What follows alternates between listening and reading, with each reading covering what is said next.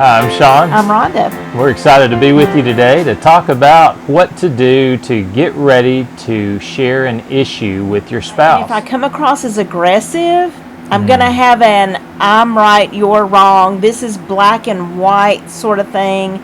There isn't anything in between. There is nothing to find union about. It's simply got to be my way. We need to be able to collaborate, which means we need to be able to hear our spouse's perspective and find something that blends the two perspectives together into one. Because it shouldn't be he or she, or mainly he and a little bit of she, or mostly she and a little bit of he. Yeah, you know, a good place to look is 1 Corinthians chapter 13, and many people refer to this as the love chapter, and this is where it kind of defines love as patient, it's kind, it's not jealous or proud. All these things are good reminders for us. And we would encourage you, pray over 1 Corinthians 13, that you would have a perspective from from God's perspective of love for your spouse.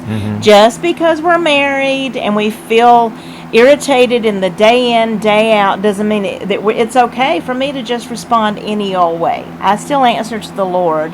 Do I allow Holy Spirit to minister to my spouse, or do I take over and just do whatever it feels right for me? Yeah. You know, of course, we're all going to have things from our past that have influenced how we perceive what our spouse is saying and how we interpret that message that they're giving. We need to consider, are there wounds or hurts that we've had in our own past that are causing me to have a slant, have a colored lens, you might say, on how I'm perceiving what my spouse is saying. Because, you know, if our spouse steps on a trigger related to something from the past that was a negative experience for me, guess what? An overwhelming rush of negative emotion is going to come in, and we're going to associate or be tempted to associate that with the spouse, and therefore come across as defensive or accusing.